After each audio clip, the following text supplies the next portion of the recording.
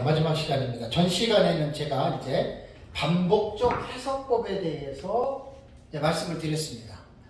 지금 이제 공부하는 거는 전 시간부터 단락의 해석법이거든요.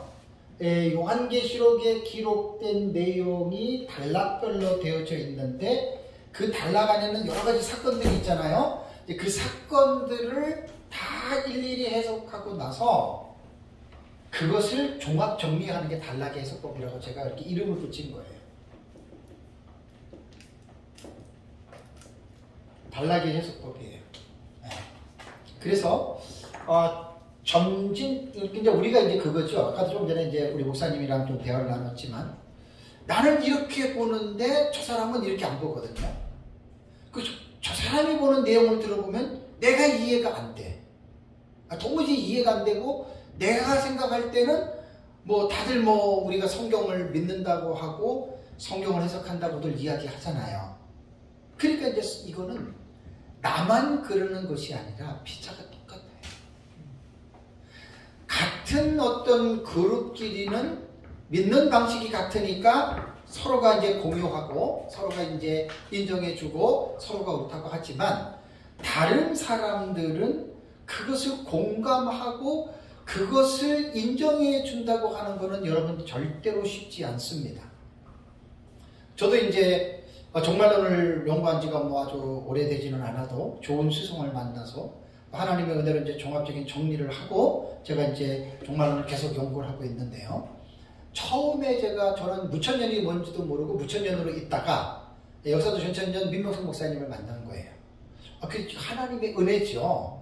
하나님의 은혜로 하나님이 딱 정리가 되게 하니까 이게 요한계시록이 이거였구나 딱 깨달았어요. 처음엔 너무 기뻤어요.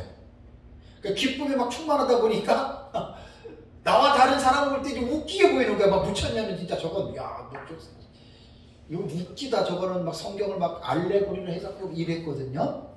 그게 한 3, 4년 됐던 것 같아요. 그러다가 이제 저는 감사한 게 계속 연구를 쉬지 않아요. 제 평생의 소원이 성경 연구는 저는 절대 안 쉬어요. 나는 아파도 연구할 거예요. 아파도 연구하고 계속 연구하기 때문에 계속해서 저는 책을 쓸 거예요. 10권 정도는 기본적으로 다 세팅이 돼 있어요. 올해 잘해서 2권 정도 나오면 좋겠어요. 또 내년에도 또 좀 나와야 되고. 그래서 제가 쭉 그걸 하면서 나도 모르게 막 2, 3년 동안은 힘이 막 실리는 거예요. 이제 그게 지금 생각하면 자만, 교만, 오만. 왜 이런 생각을 했냐면 입장을 바꿔놔보세요. 입장을 바꿔놓고 생각할 줄 알아요. 내가 이렇게 보는 거를 저 사람한테 얘기했는데 저 사람이 내가 무시하는 식으로 얘기를 하면 나 기분 되게 나쁘거든요. 되게 나빠요. 다들 성경 갖고 옳다고들 하지 내 생각이라고 하는 사람 한 사람도 없습니다. 전천년, 부천년, 부천년 세대주의. 그리고 제가 딱 깼다는 게 뭐냐면 하나님의 마음의 입장에서 한번 생각을 해봤어요. 자식이 10명을 가진 부모가 있어요. 7명은 전부 다 맨 끝에 사자가 붙은 성공한 사람들이에요. 나머지 3명은 시단에서 일하고 병 걸리고 감옥에 가고. 부모 마음이 어때요? 진정한 부모라면은요, 고생하는 자식들에게 마음이 더 가는 거예요. 하나님의 마음이 어떨 것 같아요? 난 그렇다고 봐요. 그래서 예수님도 공생의 사역에 왔을 때에 부자들과 그런 사람한테 온 게 아니고 갈릴리 지방 변방에 달동네 같은 데에 와서, 그죠? 그들과 함께 사시면서 복음을 전했잖아요. 그러니까 이제 제가 그런 마음을 이제 깨달으면서 입장을 바꿨어요. 그러니까 바뀌게 된 거는 여러분한테 개인적으로 전화한 분들한테 전화했지만 지금 한국교회 상황은요, 거의 젊은 세대들은 과반수 이상이 부천년이 뭔지도 모르고 부천년으로 기울어져 있어요. 젊은 세대들은. 전천년 거의 없어요. 게임만 한다고 생각해 보십시오. 게임 안 돼요. 그런데 어떤 사람들은 전천년만 이것만 옳대. 내가 그걸 가만히 옆에서 지켜보면서 저 사람 참 객관적으로 생각하는 게 너무나 잘못된 사람이구나. 여러분 상식이 뭐예요? 상식? 상식이 뭐예요? 하나님은 상식 무시하지 않습니다. 무리로 볼 때도 전천년은 지금 젊은 세대들한테는 힘을 못 쓰는 상황이에요. 그런데 저도 뭐 몇 년 전에 그랬으니까 충만해가지고 그게 자만과 오만이에요. 나중에 이제 공부를 하다 보니까 아이고 내가 제 아내한테 늘 하는 쥐뿔도 모르면서 그러거든요. 이제 겸손해야 돼요. 겸손해야 되고 연구하면 할수록 넓어져요. 하나님의 마음을 갖게 돼요. 다르더라도 이제 이렇게 그러니까 내가 상대방과 공감을 하려면 지식이 있어야지 공감이 돼요. 상대방 것도 모르면서 내가 당신 이해한다. 그 거짓말이죠. 그 거짓말이에요. 그거는. 그냥 공부를 하다 보니까 그 차이점을 제가 이해하게 되고 서로가 용납할 건 용납하고 인정할 건 인정하고 이제 그렇게 해야 되겠다라고 생각을 하면서 이제 지금 세 번째는 지난 시간에 반복어까지 했죠. 전진하는 반복법으로 요한계시록을 해석하는 그룹이 있어요. 학자들 다 이게. 그럼 벌써 딱 보면 전에도 몇 번 얘기해서 다 알지요? 이것도 아니고 이것도 아니다. 그럼 뭐지요? 이것과 이것에 대한 형식과 방법으로 요한계시록을 봐야 된다. 이 말이에요. 쉽게 말하면. 자, 제가 이렇게 쉽게 말하면 여러분들이 금방 알아들을 수 있어요. 여기서 끝나고 여러분들이 연구를 안 하면 여러분들은 요 말밖에 못해요. 근데 저는 요 말만 하는 것이 아니라 더 많이 말할 수가 있거든요. 시간 때문에 내가 말을 못한다는 것 뿐이에요. 대부분 목사님들 이런 것만 듣고 싶어 하잖아요. 이렇게만 탁탁탁. 설교하거나 강의하고 있어요. 얼마나 하겠어요? 저만큼밖에 요만큼밖에 못해요. 최소한 이것 가지고도 하루를 할 수 있어야 돼요. 이것 가지고 하루씩을.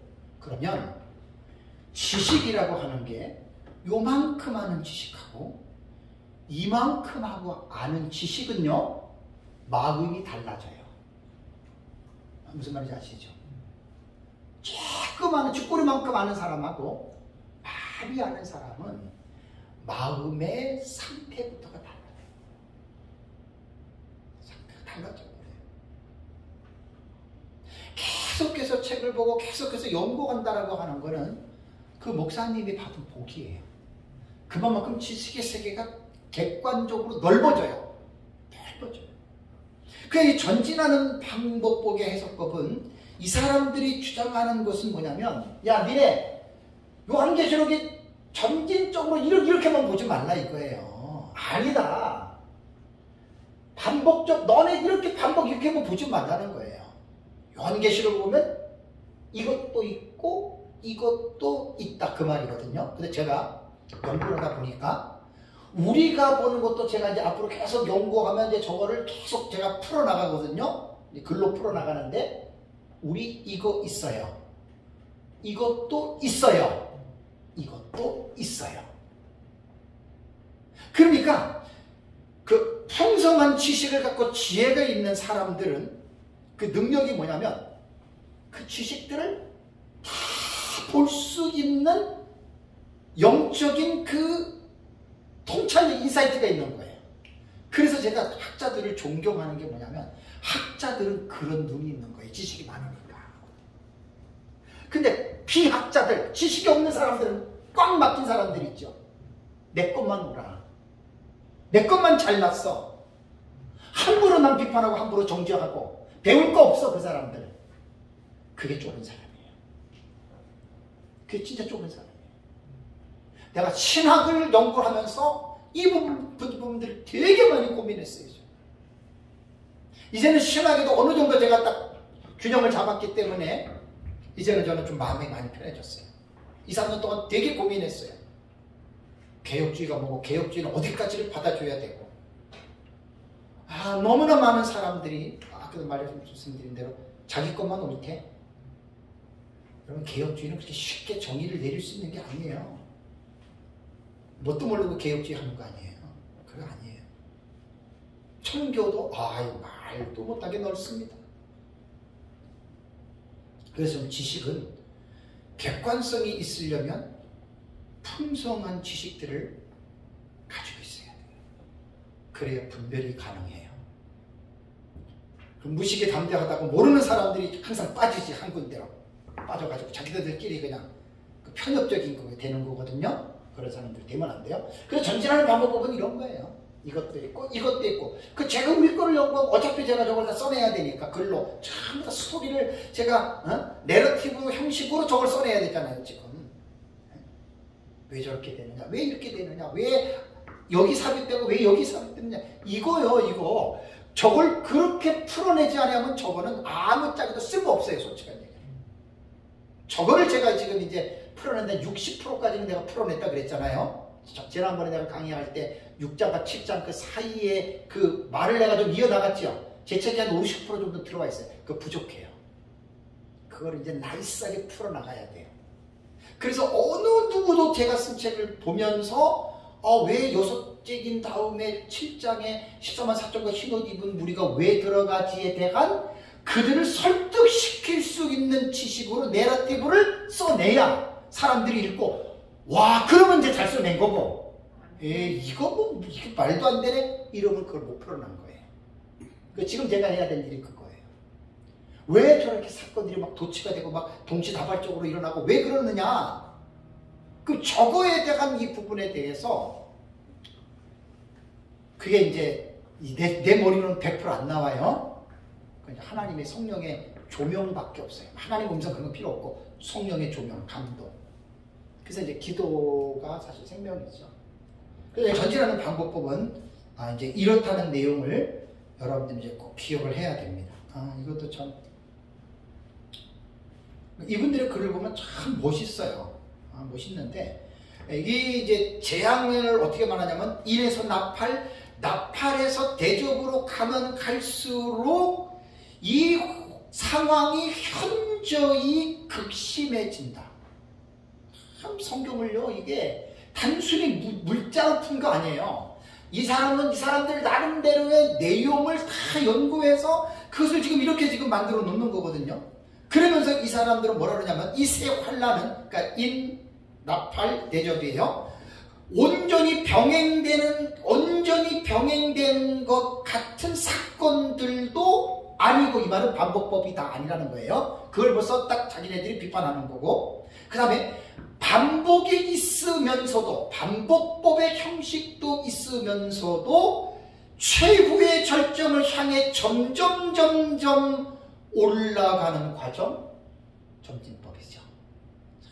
그러니까 어떻게 보면 매력적인 해석법이에요. 이거는 딱딱 치우친 거지만 이분들의 주장은 이렇게 보는 거예요. 어떻게 보면 우리 것도 그래요. 자, 저기 보면은 넷째 인과 첫째 나팔 중복 계시죠? 반복된 거예요. 둘째 인과 둘째와 여섯째 나팔 반복된 거예요. 여섯째 인과 일곱 번째 대접 동일한 내용이에요. 그죠? 충분히 이 구조로도 설명할 수 있어야 돼요. 그러니까 제가 이제 나중에 더 연구해서 여기다가 이제 네 번째는 키아즘 구조 들어가요. 다섯 번째가 본경과 삽경에서 우리는 이제 다섯 번째를 보는 거예요. 나는 이걸 다 아우르고 싶어요. 다 카파에서 다 자기들이 주장했지만 이런 것들은 왜? 일부러 내가 종합적인 절충주의 해석에 들어가서 짬뽕을 만들겠다는 게 아니에요. 다 나는 저거를 연구를 다 해놨고 종합 정리를 해놨고 세부사항을 다 알고 있기 때문에 이것을 딱 보면 나는 여기서 인사이트를 얻는 거예요. 아, 이런 것도 있고 이런 것도 있어요. 그러면 사건을 해석할 때 종합적 해석처럼 짬뽕을 만든다는 게 아니라 나름대로의 이 학자들이 보았던 의미를 나는 지금 내가 본 것과 지금 이해를 하고 있잖아요. 그걸 제가 정리를 하면 제가 볼 때는 아주 짱일 것 같아요. 그러면서 이제 제가 보고 있는 이 해석 정리한 거를 이 사람들의 말과 용어를 빌려서 종합적으로 다 테이블에 올려놓으면 다 어느 정도는 좋은 호감을 가질 겁니다. 그러니까 뭐 하나만 내 것만 오고는 틀렸어. 이런 사람들은 절대 호감 못 가져요. 그리고 전에 말씀드렸잖아요. 지난달에. 자, 우리께 100% 맞아요. 그렇다고 그렇게 말하면 안 돼요. 이거 정말 생각하셔야 돼요. 그거 교만고 오만이에요. 100% 저게 맞아요. 나머지 다 틀려요. 그렇다 하더라도 그렇게 말하면 안 돼요. 항상 겸손이라는 게 필요하잖아요. 겸손. 어떻게 내 것이 100% 맞다라고 말할 수 있을까요? 우리가 하나님이에요? 천만이에요. 그것부터가 교만이에요. 제가 이제 그런 것에서 많이 제가 내려왔어요. 많이 내려오고 많이 제가 지금 중간을 지금 맞춰 나가요. 내 입장만 말하는 게 아니라 상대방 입장도 제가 지금 고려하고 말하는 거예요. 그러면 저는 어떤 사람이랑 대화가 될 거예요. 그죠? 근데 딱 내 것만 놓다 하는 사람은 절대 대화 안 됩니다. 그거는 하나님의 입장으로 볼 때 그 마귀가 시키는 거예요. 그런 거는. 갈라지고 잘났다고 하는 거는. 안 그래요. 서로가 좀 겸손한 마음을 가지고 그래서 계속 배워야 돼요. 계속 배워야 돼요. 끝도 없어요. 배우다 보면 아까도 말씀드렸지만 해 아래 새 것이 없다는 게 탁탁 나타나게 되어져 있습니다. 그래서 이 사람들은 멋있게 표현을 했습니다. 그리스도의 재림 때까지 무수한 환란이 있을 것이라는 점하고 그 환란들은 대체로 유사한 형식을 가지고 무수히 반복이 되나 이러한 반복은 단순한 반복이 아닌 나선형의 반복, 즉 전진하는 반복, 프로그레시브, 전진하는 방법법이다. 리캡츄레이션이라는 단어거든요. 이게 전진하는 방법법. 그러면서 뭐라고 얘기하냐면 나사는 어때요? 돌릴수록 뭐해요? 전진하지요. 그러니까 일곱인, 일곱나팔, 일곱대접은 시간이 프로그레시브, 전진할수록 환란의 강도는 점점 더 세진다. 자, 7번째 대접 보세요. 완전 세지죠? 그러니까 우리가 보는 해석이 이게 다 지금 있는 거예요. 만약에 제가 민목사님도 딱 배우고 딱 끝냈다. 이런 것 상상이나 하겠어요? 그리고 뭐라고 하겠어요? 내 것만 옳은 거야. 넌 틀린 거야. 하나님 어떤 사람 좋아할 것 같아요? 이걸 저는 깨달아요. 멋있잖아요, 표현이. 우리도 저거 보세요. 민목사님도 나팔의 계시에 있어서 네 나팔까지 말고 5째 나팔부터는 나팔의 순위대로 사건이 일어난다 그랬어요. 그죠? 총진법이잖아요. 총진법. 그런데 여기서 말하는 것처럼 돌릴수록 나사는 돌릴수록 전진하는 것처럼 나선형의 반복. 우리는 반복은 위에도 둘째 힘이 있지만 반복하면서도 이 환란이 점점 더 극심해져 가서 7 대접을 통해서 이 세상은 완전히 심판을 받고 멸망한다. 어떤 누구도 다 동일하게 인정하는 내러티브예요. 이런 게 필요하다는 거예요, 저는. 그러니까 본문을 보고 사건을 볼 때 무조건 이건 이거야, 이거는 완전히 초등학교식, 완전히 그냥 그 애들 공부하는 식밖에 안 되는 거예요. 목사님들이 그래서 되겠어요, 솔직한 얘기로. 창피하게. 사건의 전후를 보면서 충분히 사색하고 묵상하고 이러한 책들을 보면서 우리가 표현하는 것들을 좀 아름답게 좀 내러티브를 좀 진행을 하세요. 맨날 그 말 그렇게 하지 마시고. 그래서 기도도 필요하고 책도 많이 봐야 돼요. 그럼 사람들이 그러한 설교와 그런 강의를 들으면 마음이 열려요. 왜? 다른 사람들 그렇게 하는 사람들 거의 없잖아요. 내가 뭐 옳다고 맨날 그 얘기만 하잖아요. 그러니까 1, 2년 강의 들으면 들을 게 없는 거야, 그 사람한테는. 그럼 그 모임 깨집니다. 제가 지금 에스라 모임을 13년 하면서 13년 제가. 우리 이 목사님 처음부터 저랑 같이 왔는데 13년 전부터 시작했어요. 여기 와서 9년인데 1년 6개월 정도 쉬고 계속 가잖아요. 사람 많고 적은이 중요한 게 아니에요. 만약에 제가 맨날 저거 반복했다고 해보세요. 여러분들 여기 제 강의 들으러 와요? 뭐 안 오지요. 맨날 그게 있거든. 뭐하러 들어가요? 1, 2년이면 그냥 끝나버려요. 그냥 끝내버려요.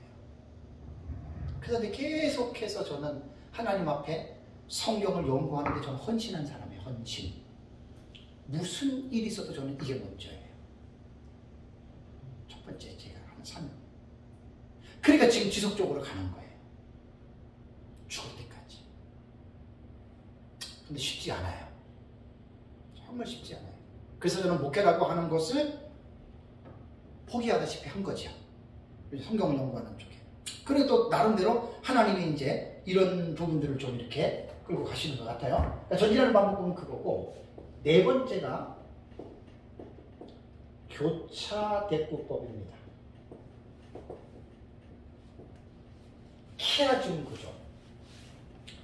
키아즘은 우리가 꼭 공부를 해야 돼요. 이거는 저는 솔직한 얘기로 이 키아즘 구조는 요한계시록으로 이렇게 공부를 하려면 저는 지금 못할 것 같아요. 이 키아즘 구조라고 하는 말은요, 교차대꾸법은 문장에서 같거나 대등한 어구를 2번 반복해요. 2번. 그런데 첫 번째 같은 어구를 2번 반복하는데 이것을 순서를 바꾸거나 순서를 비껴서 하는 방식이거든요. 예를 들자면 꽃은 아름답고 아름다운 것은 꽃이다.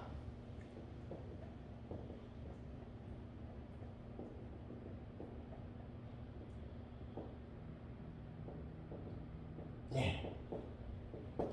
키아즘 구조는 이런, 아주 쉽게 말하면 이런 게부터 시작이 되는 거예요. 문장을 대등한 어구를 보통 2번, 3번 반복이 되는 경우에 그걸 키아즘 구조라고 보는데, 이 키아즘 구조는 히브리인들의 문학 양식에 있어서 되게 중요한 문학법이에요. 놀랍게도요, 내가 깜짝 놀랐는데, 와, 시편을 보니까 거의 다 이 구조네. 시편이.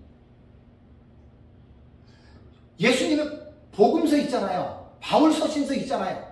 키아즘 구조를 푸는 거 내가 너무 깜짝 놀랐어요. 이거는 종말론을 떠나서 목사님들이 이건 관심 갖고 공부할 필요가 있어요. 키아즘 구조는. 그래서 교차 구조가 2 부분으로 구성이 되는데, 후반부가 전반부의 거울의 역할을 해요. 이게 이제 기본적인 상식이에요. 키아즘 구조는 꽃은 아름답고 전반부지요. 아름다운 것은 꽃이다. 이게 후반부가 전반부의 거울 역할을 하지요. 꽃은 아름다운데 아름다운 것은 결론은 뭐예요? 꽃이다. 이 거울식으로 비춰주잖아요. 마가복음 2장, 이거는 직접들 보셔야 돼요. 그래서 요한계시록은 나는 이렇게는 연구를 안 했지만 목사님들은 키아즘 구조에 좀 관심을 가질 필요가 있는데, 마가복음 2장 27절을 보면은 이런 말이 있어요. 안식일은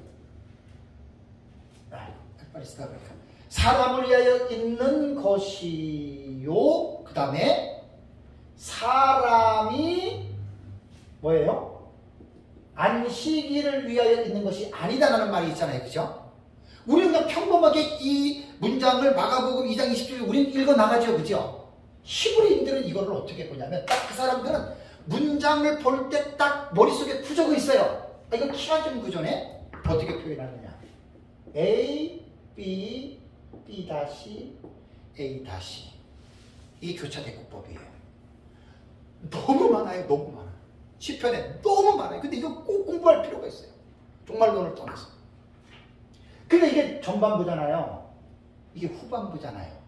후반부가 전반부의 거울 역할을 한다고 그랬잖아요. 그러니까 연관이 다 있는 거예요.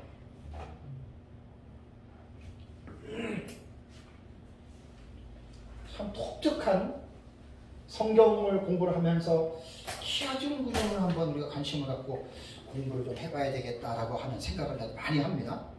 마태복음 7장 6절에도 거룩한 것을 개에게 주지 말고 너희 진주를 돼지 앞에 던지지 말라. 그 다음에 돼지들이 진주를 발로 밟고 개들이 돌이켜 너희를 찢어 상할까 함이라. 똑같이 뭐예요? 개,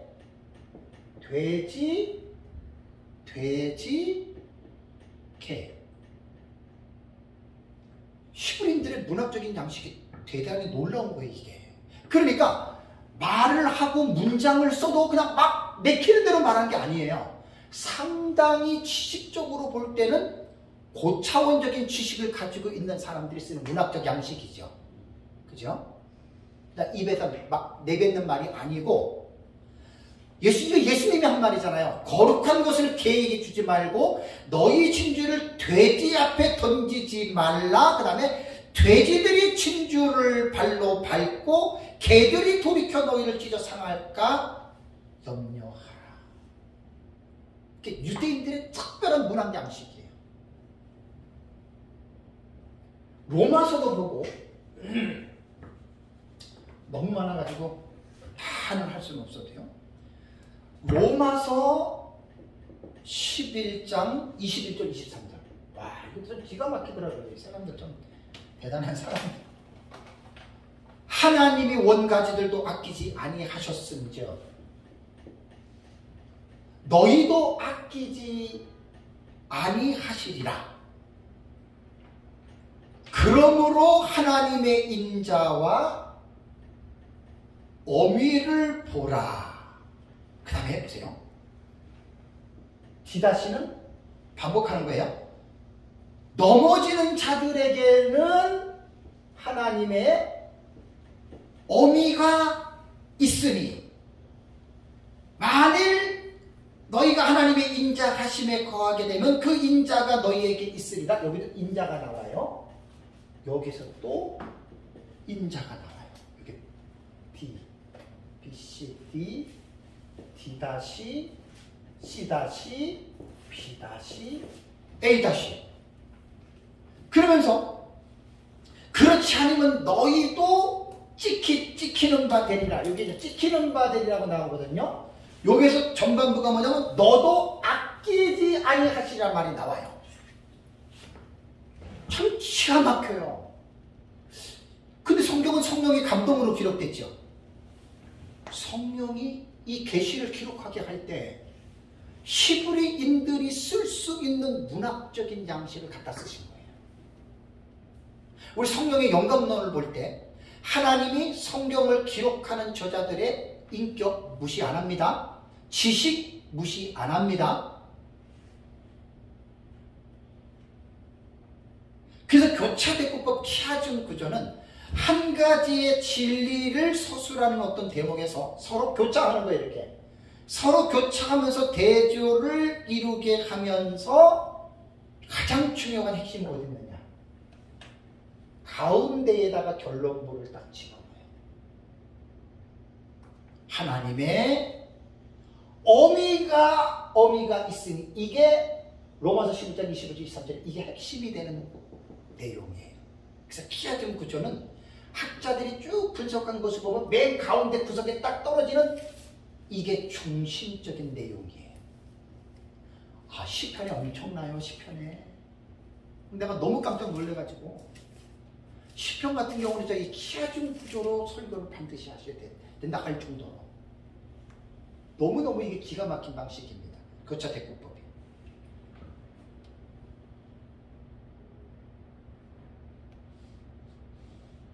근데 박수환 박사님의 책에서 제가 이 교차대구법에 대한 단락법 해석을 갖고 왔거든요. 박수환 박사님 책에 이렇게 나왔어요. 요한계시록은 이러한 교차대구법의 형식으로 배열되어 있다. 이렇게 보는 거예요. 이런 사람들. 그러니까 아까 우리가 점진적 해석, 반복법 해석, 전진하는 반복법 있잖아요. 이렇게만 보지 않고 어떤 학자들은 요한계시록을 키아즘 구조 교차대구법으로 본다. 이것도 뭐지요? 요한계시록의 단락을 해석하는 한 가지의 또 다른 방법이에요. 아셨죠? 내 것만 다가 아니에요. 여러 가지가 있어요. 여러 가지를 다 공부하다 보면 얼마나 우리 마음이 넓어지는지 몰라요. 제가 계속 연구를 하면서 너무 감사한 것은 무천년이고 전천년이고 세대주고 주석을 보면 웬만한 건 다 이해가 돼요. 뜻이 이해가 되는 게 아니라 왜 이 사람이 이 부분을 이렇게 보는지에 대한 이해가 된단 말이에요. 그래서 제가 깜짝 놀란 거예요. 아, 이래서 공부를 많이 해야 되는구나. 이래서 지식이 많아야 되는구나를 깨달은 거예요. 그러니까 지식이 좁을 때의 내 상황을 생각하면 그 먼 거를 내가 볼 수가 없었어요. 아니, 상상도 못했어요. 내 것만 오른 거예요. 내 것만. 천상천하 유아독존, 내가 제일이야. 저것만 최고야. 그러니까 딱 보면 저 엉터리 같은 사람, 이단 같은 사람, 누가 잘못된 거죠? 내가 잘못된 거예요. 이놈이 잘못된 놈이에요. 이놈이. 근데 그때는 내가 잘못된 걸 못 봐요. 그건 일종의 사탄의 부추김이에요. 사탄이 미혹한 거예요. 신학자들, 목사들 얼마나 신학 때문에 그 전부 다 얼마나 참 마귀의 역할이 뭐지요? 서로 분란을 일으키고 싸우고 정죄하고 죽이고, 그 마귀가 하는 짓이잖아요. 성령이 그런 일을 하시나요? 여러분, 성령이 그런 일을 해요? 정말해요. 온유하고 거룩하고 질서 있는 성령이 그런 일 절대 안 합니다. 불쌍히 여기고 용납하고 사랑하고, 그게 성령이 하시는 거예요. 칼로 무자들이시 싹싹싹 자르는 거는 성령의 사역이 아니에요. 조심들 하셔야 됩니다. 하나님이 겸손한 자를 사용하십니다. 겸손한 자를 하나님이 들어서 쓰십니다. 키아신 구조 요한계시록 잠깐 제가 박수환 박사님 책에 있는 걸 가지고 제가 이제 말씀을 드릴게요. 박수환 박사님 이렇게 얘기를 했어요. 7번째 나팔을 분수령으로 잡아요. 7번째 나팔이 어디에 나와요? 첫 번째 계시록 11장 15절에서 19절. 그러니까 제가 요한계시록 훤히 아니까 무천년이고 천천년이고 세대지고 말을 하면 저는 딱딱 감이 와요? 안 와요? 감이 딱 와요. 이것이 요한계시록의 분수령이다. 그 7번째 나팔이 불릴 때거든요. 그럼 난 여기서 할 말이 많은 거예요. 그럼 이게 계시록 15장 15절 19절에 7번째 나팔에 본 내용이 있어요? 없어요? 없지요. 없지요. 두 번째 인터벌을 가지고 7번째 나팔에 직접적으로 나타나는 것은 15장 5절에서 8절에 나타나고, 이 내용이 16장 전체에 나타나는 거예요. 그러니까 내가 딱 볼 때는 이 사람들은 이거를 분수령으로 보지만 내가 볼 때는 어때요? 여러분이 말이 돼요? 안 돼요? 7번째 나팔 자체를 이해를 못한 거예요 지금. 그죠? 이건 무시하는 게 아니라 제 말이 맞는 거예요. 왜? 7번째 나팔은 이렇게 나타난단 말이에요. 그리고 여기다가 딱 방점을 두고 키아진 구조는 계시록 1장 몇 절부터 22장 이렇게 보는 게 계시록 키아진 구조예요. 난 무시하지 않습니다. 이 사람들이 대단한 학자들입니다. 말도 못한 학자들입니다. 저랑 하면 비교가 안 될 정도로 지식이 풍성한 사람들이에요. 근데 나는 그걸 감당할 수 있잖아요. 이렇게 주장하면 이게 어떻게 분수령이 되느냐. 물론 7번째 나팔이 불려짐으로 그것이 이제 분수령이 된다고 얘기를 하지만 7번째 나팔이 불려지고 나서 막간계시가 12장, 13장, 14장까지 그 4장에 엄청난 사건들이 나와요. 이걸 어떻게 설명하냐. 실제적으로 7번째 나팔은 끝에 물려지는 거잖아요. 끝에. 어떻게 끝에 물려지는 것이 분수령으로 놓을 수가 있습니까? 그러니까 저는 무조건 내가 비판하고 무시하는 게 아니라 내가 그랬잖아요. 비판할 때는 어떻게 비판하라고요? 분명한 비판의 근거를 가지고 비판하라고 그랬죠. 저는 7번째 나팔을 알고 있기 때문에 그걸 내가 비판을 하는 거예요. 무시하는 거 아니에요. 그러면 듣는 사람이 제가 비판하는 비판을 내용을 듣고 합리적이라면 공감하겠죠. 근데 합리성이 뒤떨어지고 말도 안 되는 상대방을 무시하는 비판은 내가 잘못된 사람이 되는 거예요.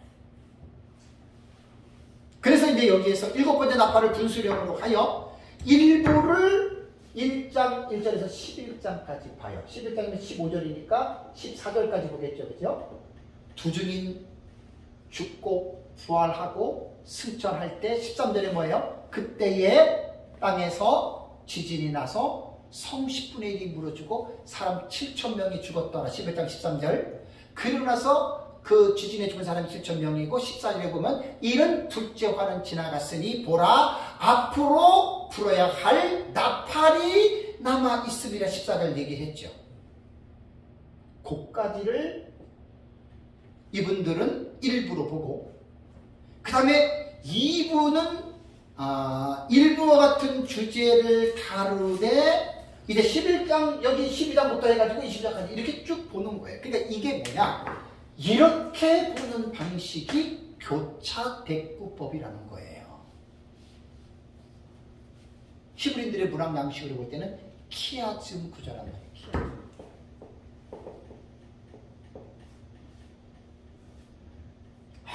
나는 당신 보세요. 직피직이면 백전백승이죠. 적을 알고 나를 알면 이길 수 있어요.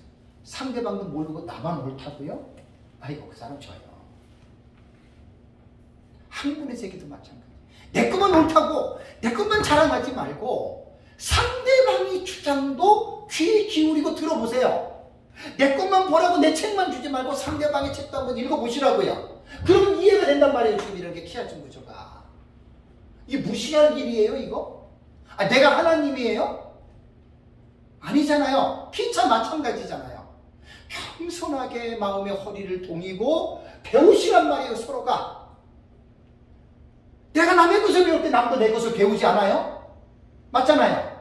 내가 남의 것 안 배웠는데 남보로 내 거 배우라면 누가 배우겠어요? 야 이놈아 니나 잘해라 그러지. 우리는요 말쟁이가 되면 안 돼요. 목사들은.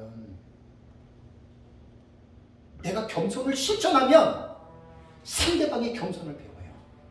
그게 진짜 난 사람이에요. 멋있는 사람이에요. 그게. 말은 그럴듯하게 하는데 행동은 그렇지 않다. 위선자예요. 그렇게 목사들은 그거 조심해야 돼요. 선생된 자들이 심판이 더 커요. 우리는 심판을 더 크게 받을 사람들이에요. 그 길을 우리는 선택해서 왔어요. 지금. 그래서 조심해야 돼요. 쉬슬러 피오렌자의 요한계시록의 구석부를 보면 그레고리 빌 주석에 나옵니다. 이 사람은요 1장 1절에서 8절 그 다음에 1장 9절에서 3장 22절 다음에 4장 1절에서 9장 21절과 11장 15절에서 19절 그 다음에 10장 1절에서 15장 4절 그 다음에 15장 1절하고 그 다음에 5절하고 19장 10절까지 그 다음이 19장 11절에서 22장 9절 그 다음이 22장 10절에서 22장 21절 A, B, C, D 그 다음에 C 다시 B 다시 A 다시 쉬슬러 피오렌자예요. 이름이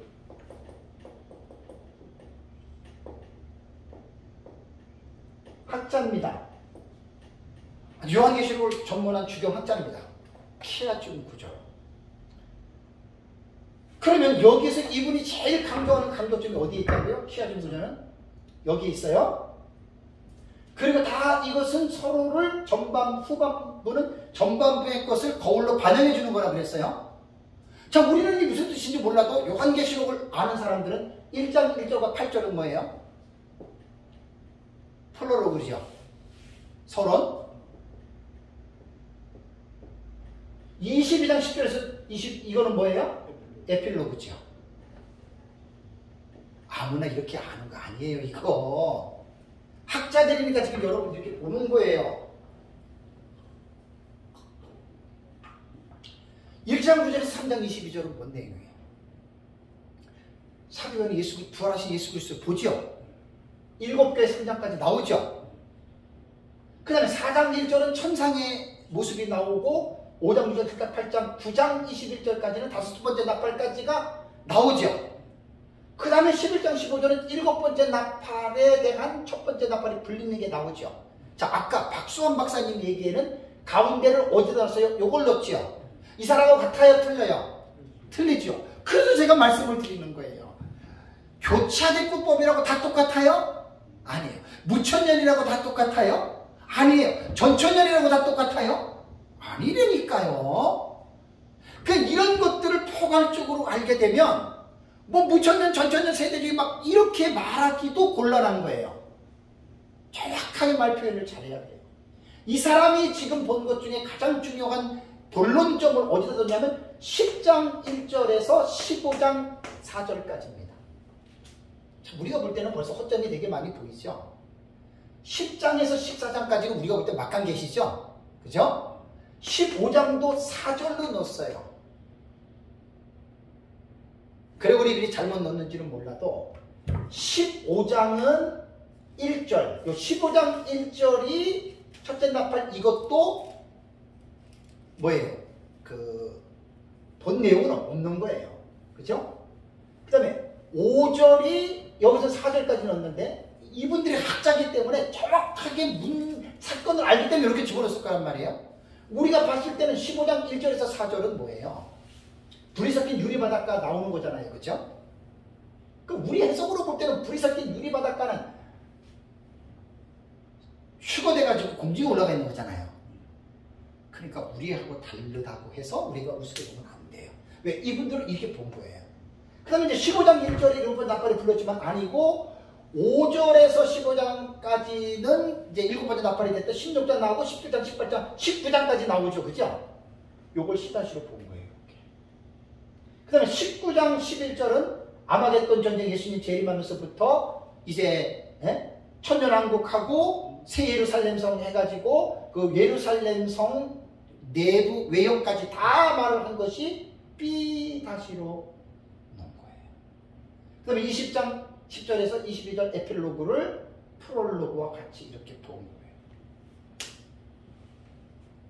우리가 볼 때는 우리랑 다르니까 그렇지만 이분은요 아마 수십 년을 요한계시록을 키아즘 구조를 연구한 학자입니다. 우리랑 전혀 달라요. 그죠? 전혀 달라요. 지금 이거는. 그럼 이 해석이 뭐냐? 여기서는 뭐 문자냐 상징이냐 부천이냐 전천이냐 이런 걸 따지는 게 아니에요. 뭘 따져야 돼요? 이게 단락의 구조예요. 단락의 구조. 이게 단락의 구조라고요.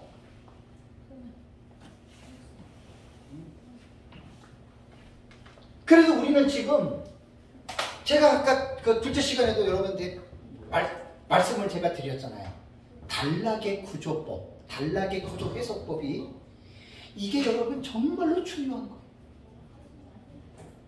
제가 이 중요성을 지금 오늘 얼마만큼 제가 여러분들에게 설명했는지는 몰라도 둘째 시간하고 셋째 시간 지금 넷째 시간에 걸쳐서 단락의 구조를 여러분 이렇게 디테일하게 얘기해주고 요한계시록의 내용을 이렇게 다 이해하려면 이렇게 공부를 해야 된다라고 하는 구조법에 대해서 여러분 들어봤습니까? 말해보세요. 웬만해서 이런 거 다 안 나와요. 요한계시록 주석들을 보면 문자냐 상징이냐 과거냐 미래냐 이상이냐 이런 것만 나와요. 그 무천년 전천년 이런 것만 나와요. 그 단락의 구조법은 제가 2월달에 하나님에게 받은 선물이에요. 계시록 독법은. 연구하다 보니까 왜? 저는 단락의 구조법은 우리 그때 에스라에서 처음 할 때 병행법 구조 제가 병직렬법 막 용어 썼잖아요. 그때 막 용어를 만들어낼 때 병직렬법 하다가 그러다가 이제 쭉 연구하다 보니까 그것을 단락으로 학자들이 보는 단락. 그래서 제가 요한계시록 독법의 단락의 구조법인데 여기서 모든 여러분 요한계시록에 어떤 내용이냐 여기서 다 지금 판가름 나죠? 근데 우리가 이렇게 공부 같은 거 별로 안 하잖아요. 이런 데 관심도 없잖아요. 그죠? 그리고 그냥 카다라 들어가가지고 뭐 14만 4천원 먹고 두준이는 뭐고 불이석인 유리바닥 뭐고 대관람 우리 이것만 이야기하잖아요. 이런 지식을 갖고 되면 얼마나 여러분 그게 좀 안타까운 지식입니까? 안 그래요? 네? 제대로 알지도 못하고 그냥 네? 그래서 제가 연구하면 연구할수록 내 지식의 스코프, 범위가 넓어지면서 겸손해지는 거예요, 사람. 전에는 이런 지식이 없을 때에는 마치 내가 다인 것 같고 내가 하는 게 진짜인 줄 알았는데 내가 좀 마음을 낮추고 겸손하게 내가 나와 다른 사람 것도 내가 공부하면서 보다가 보니까 이게 이해가 되는 거예요. 다 이해가 돼요. 그래서 키아즘 구조는 내가 아까 몇 개밖에 소개를 안 했지만 우리 카페에 들어가면 글 다 있어요. 제가 카페를 만든 거는 내 도서관이에요. 이정동 목사님하고 처음에 시작을 했지만 한시라도 저는 카페를 잊은 적이 없어요. 지금 8년째. 엄청난 저에게는 스트레스고 노이해집니다. 왜 해요? 사명이니까. 어제도 글 못 올려놨어요. 제가 어제도. 쉽지 않아요. 그러나 거기서 나는 책을 쓸 때나 공부할 때나 설교할 때는 거기다 내가 다 올려놓고 거기서 저는 공부를 하는 거예요. 엄청난 제 도서관이. 그래서 저는 나만 쓰는 게 아니라 모든 사람들에게 오픈을 한 거예요. 값 없이 돈 없이 들어와서 엄청나게 고생을 했지만 가치 있다는 공부하자는 거예요. 안타깝게도 2,300몇 명의 회원은 되지만 많지 않아요. 들어오는 사람들. 어느 카페는 다 마찬가지. 그래서 이런 거 공부할 때마다 이 지식이 넓어질 때마다 참 겸손해지는 거예요. 겸손해지는 거예요. 몰랐던 거 많이 배우게 되고 나는 사실 이거 제가 딱 요한계시록에 전부 다 내용 다 지금 머릿속에 다 담겨져 있잖아요. 이거 딱 보면은 내가 봐도 이거 안 맞아요. 앞뒤가.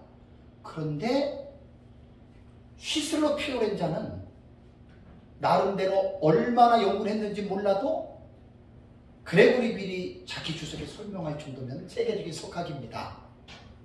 나랑 안 맞아도 내가 이거 공부하긴 싫어요. 왜? 시간이 엄청나게 걸려요. 나는 지금 할 일이 태산 같아요. 여기 시간을 쓸 수가 없어요. 그래서 기본적인 내용들은 제가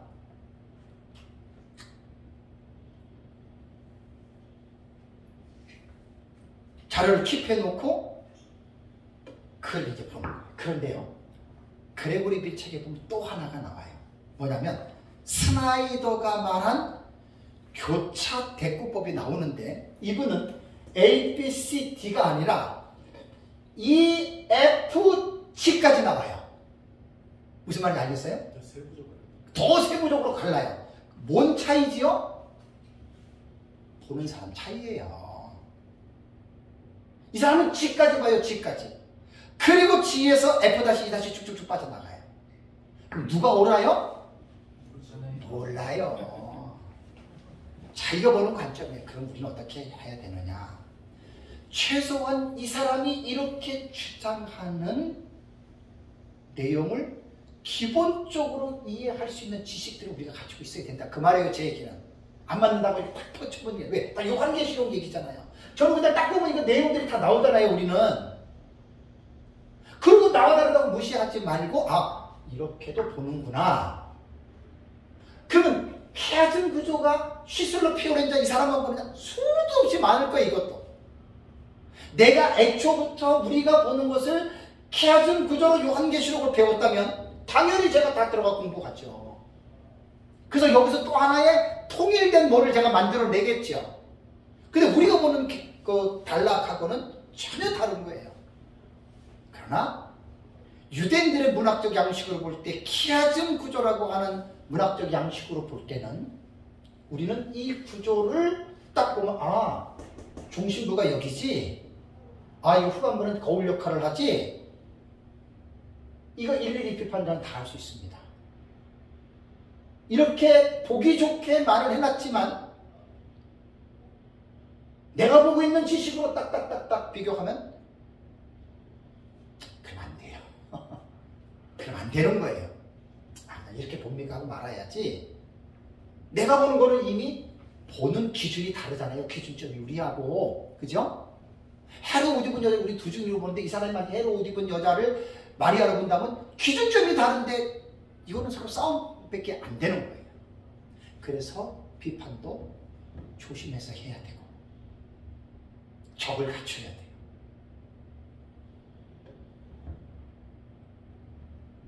참 이것도 지까지 나온다니까. 그래 우리 주석에 나와요. 제가 다 보고서 제가 또 이렇게 할 수 있는 시간들이 안 돼서 그래서 제가 참 감사한 거는 공부를 하면서 이렇게 키아tum 구조가 이렇게 보고 이 사람이 이렇게 보니까 여기다가 중간에다가 이렇게 핵심 부분을 집어넣는 걸 보니까 이 부분은 여기로 아까도 이제 딱 비교가 나오잖아요. 그죠? 그 7번째 나팔 불릴 때를 어떤 사람은 박수환 박사님 주석이 그거는 이제 중심부로 보는데 휘슬러 같은 경우는 또 아니잖아요. 그죠? 그러니까 이제 이런 부분들은 쿨하게 넘어가셔야 돼요. 쿨하게 넘어가서 서로가 이제 그런 부분에서 또 마음껏 자유스럽게 또 디스커션 할 것은 디스커션 하고 그러면서 이제 자기가 알고 있는 이러한 부분들에 대해서 이제 조금 더 폭넓은 좀 그러한 마음과 그러한 자세를 가지고 여러분 이렇게 나가야 됩니다. 자, 이제 50분인데 10분밖에 안 남았는데 이제 우리가 보는 마지막이 봉경과 삭경의 상호 구조법이 제가 보는 건데 요거는 타이틀이 바뀔 수도 있어요. 제가 지금 요거를 계속 연구하다 보니까 아까 제가 이제 말씀을 드렸잖아요. 우리가 보는 거는 점진법, 반복법, 전진하는 반복법도 있고 키아tum 구조는 제가 뭐 만들어내면 만들어낼 수는 있어요. 근데 이쪽은 조금 시간을 들이기가 뭐하고 봉경과 삭경은 제가 만든 용어가 아니라 모든 계시록 전문가들이 만든 공통 용어예요. 그래서 제가 이걸 차용한 거예요. 볼 수 있으면 우리가 내가 민 목사님한테 배웠어도 용어를 공통적으로 쓸 수 있는 용어들을 차용해야 돼요. 여러분 이게 참 좋은 겁니다. 고집적으로 내 것만 이렇게 하면 안 돼요. 이거는 모든 종말론 학자들이 사용하는 용어예요. 봉경과 삭경은. 그래서 제가 이 용어를 제가 채택을 한 거예요. 그러면서 상호 구조, 서로가 관계를 맺고 있다. 그래서 여러분들 이제 도표에 보시면 연결계시와 연관계시라는 게 있어요. 저건 이거 도표를 만들어 놓고 고민하다가 만든 거예요. 민 목사님의 책에는 없어요. 고민하다가 7인에서 7나팔이 연결된 거예요. 그죠? 내용이 7인에는 없고 그게 7나팔인데 저걸 어떻게 표현해야 될까? 되게 많이 고민했어요. 내가 저 도표 조그만 거 제 책상에 놓고 수천 번 봤어요. 수천 번. 하루에도 몇 번, 몇십 번씩 보죠. 기도하다가도 보고. 그러면서 인사이트가 다 떠오르는 거예요. 그래서 사실 책도 쓰게 되고 강의할 때 많이 제가 본 거예요. 계속 봐요. 계속 보면서 영감을 얻는 거예요. 영감을. 인사이트를. 봉경과 그래서 7째 인하고 7나팔은 누가 뭐라 그래도 이거는 7째 인에 7나팔과 연결된 거예요. 그 용어를 제가 연결로 만들었고 오죽하면 제가 쇠사슬까지 그려놨을 거예요. 도표 만들 때 쇠사슬 좀 찾아보라고 그래가지고 디자이너가 쇠사슬 찾아서 이거 좀 넣어달라고. 그럼 딱 보면 7째 인이 7나팔로 쇠사슬로 연결됐네? 그렇죠. 바로 그거예요. 그걸 강조해야 되는 거예요. 지금 저거는. 그 다음에 7째 나팔에서 7대접이 또 쇠사슬 있죠. 그죠? 같은 구조잖아요. 그래서 내가 어쩔 수 없이 연결계시를 제가 용어를 만들어 놓은 것은 봉경에 해당하는 것이고 그 다음에 이제 노란 박스에 보면은 연관계시죠. 연관계시. 연관 계시는 7인, 7나팔, 7대접 이외에 계시니까 막간 계시예요. 막간 계시. 도표상으로는 연관된 계시. 왜 연관이라고 했겠습니까? 세 가지 7 시리즈와 본경과 막간 계시는 관계가 없는 게 아니에요. 그러니까 우리가 지금 제가 뭘 해야 되냐면 저 하늘의 44가지의 사건들이 동시다발적으로 일어나면서 그 다음에 연대기적으로 일어나는 이 사건들의 중간에 설명을 집어넣어야 돼요. 이걸 지금 집어넣는 일을 해야 돼요. 이건 지금 최초로 시도하는 거예요. 다니엘서에도 마찬가지예요. 오전에도 말씀드린 다니엘서가 1, 2, 3, 4, 5, 6, 7, 8, 12장 이렇게 된 거 아니에요? 연대기로 보면 다니엘서가 뒤바뀌어요. 아직 내가 기도를 못 들어갔어요. 왜 하나님이 계시에 대해서 연대기적으로 안 하면서 왜 뒤에 사건은 앞으로 앞에 사건은 뒤로 가게 했을까? 그래서 이건 칼빈이 강조한 대로 성경을 해석할 때는 성령의 조명과 영감을 받아야 할 수 있는 내용이에요. 이건 인간이 내 생각으로 해내면은 저급한 삼류소설밖에 안 돼요. 그렇게 써서 되겠어요 지금 저거를? 아니에요. 진짜 성령의 조명과 영감을 통해서 이 사건들이 도취되고 벌어지고 연결되는 이것들을 정말 하나님의 은혜 가운데의 성령의 감동으로 이게 뭐냐면 왜 하나님이 요한계시록 다른 사람들 이런 얘기를 저렇게 얘기를 하면 그 내용을 재구성해야 된다 그러면 왜 하나님이 복잡하게 저렇게 하지? 왜 이렇게 좋겠냐 이렇게 당장 따지거든요. 그래서 제가 이번에 책에 나올 게 밤에 자다가 11시 반에 일어나서 제가 딱 복사해 놓은 게 있어요. 연대기 성경 알죠? 제가 요한계시록 6장부터 20장까지 연대기로 제가 정리합니다. 연대기로. 저는 할 수 있어요. 하늘에 10가지 사건이 일어날 때 장절 다 파헤쳐요. 연대기로 다 모아요.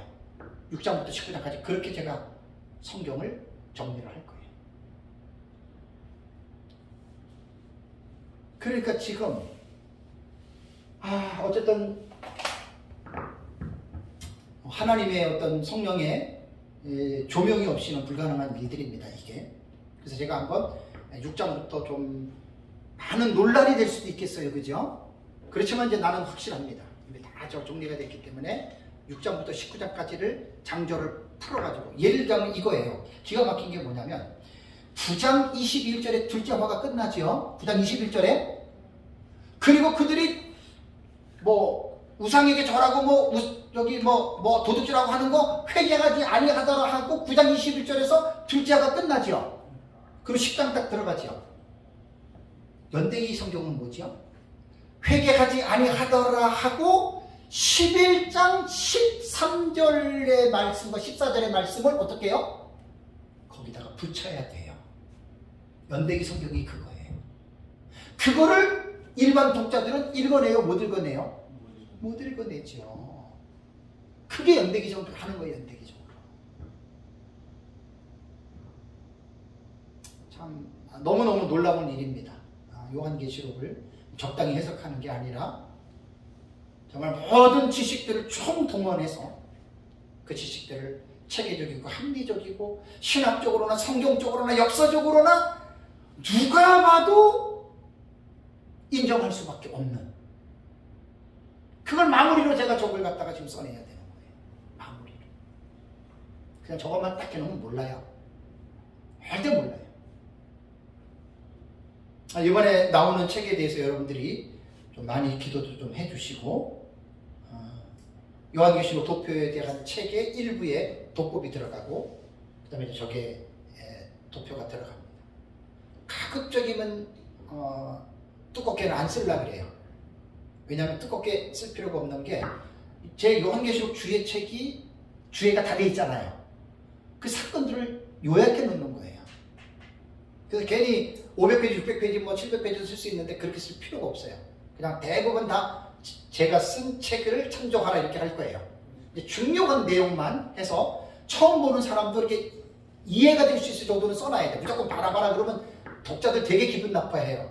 네? 다음번에 제 책 나오면 저거 5만 원이 나와요. 5만 원. 다음번에 나오면 이제 대한일서 성서연구원으로 이름 바뀌면 이제 5만 원도 비싼 거 아니에요. 여러분. 절대 비싼 거 아니에요. 600만 원만 있으면 500권 찍어내요. 600만 원만 있으면. 하나님이 뭐 필요하면 주시겠지만 있으면 당장이라도 제가 대한일서 성서연구원으로 지금 찍어내요. 지금 한 100권 정도 남았는데 거의 다 기프트입니다. 거의 다 기프트 할 수밖에 없고, 근데 기프트가 제가 주는 것 같지만 하나님이 주시는 거예요. 어떤 사람은 필요 없어가지고 받아가지고 다른 사람 주는 사람이 딱 또 내 귀에 들려. 그렇게 해서 받았다고. 그건 어쩔 수 없는 거예요. 하나님이 그렇게 주시는 거니까. 그래서 이제 대한일서 성서연구원의 이름으로 저 책이 이제 다시 네? 똑같아요. 그 정도. 책이 너무 좋은데. 네. 네? 아, 그 책이 너무 좋은데 왜 그냥 다른 사람이 주냐? 이게요. 같이 보니까. 이게 그래요. 이게 그러니까 이제 뭐 그 얘기는 안 하겠습니다. 어쨌든 그렇게 하고 이제 대한일서 성서연구원 나가면은 참 감사하게도 우리 나승리 전도사님이 참 그 바쁜데도 본인이 다 그 교정을 봐줬어요. 교정을.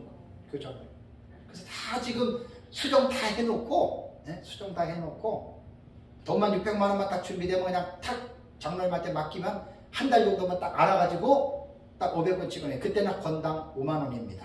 절대 안 비쌉니다, 여러분 그거. 그렇죠. 다시 양장판으로 제가 찍을 거예요. 그리고 제 책은 서점으로는 나갈 필요도 없고, 특별히 뭐 누가 막 이렇게 하면 몰라도 그렇게 나가지도 그런 생각 아예 안 해요. 그냥 가지고 있다가 하나님이 인도하는 대로 제가 이제 세미나를 좀 이제 하나님이 또 이제 하게 하면 하실 거예요. 어디든지. 그럼 이제 제 책이 꼭 필요해요. 그리고 두 번째 이번에 쓰는 책도 완전 세트예요. 이 두 권만 있으면 이 지식력이 지성이 좀 좋은 분들은 이 두 권만 읽어도 이게 이런 내용이냐 딱 이렇게 될 수가 있을 정도예요. 그래서 이번에 좀 기도도 좀 많이 해주시고, 그래서 요한계시록 도표 책이 이제 나오면 완전히 그 책이 세트가 돼가지고 하나님이 뭐 저는 뭐 주신 은혜를 정리한 거니까 내 것도 아니고 해 아래 새 것이 없고 그냥 나는 배운 거 정리한 거니까 역사는 하나님이 하셔야 돼요. 내가 뭐 내 책이 뭐 팔리고 아이고 그거요 나 병 걸려요. 내 책 뭐 누가 뭐 안다고 아이고 생각도 안 해요. 난 안 팔려도 좋아. 처음만 놓으면 돼요. 하나님이 하실 거예요. 하나님. 그 마지막 때에 나는 그걸 보고 있기 때문에 그래서 여러분들이 좀 기도도 좀 많이 해주시고, 어쨌든 하나님의 은혜로 참 뭐 재작년에 책 그 말에 좀 쓰고 나서 많이 힘들었는데 이제 저 강의하는 거 보면 알죠, 그죠? 많이 회복이 됐어요. 하나님의 은혜예요. 더 제가 좀 육체 관리를 좀 잘해서 하나님이 뭐 부르시는 날까지 저는 연구하고 가르치는 게 제 사명이니까 여러분도 그렇게 기도해 주시면 감사하겠습니다. 우리 다 같이 함께 우리 기도하겠습니다.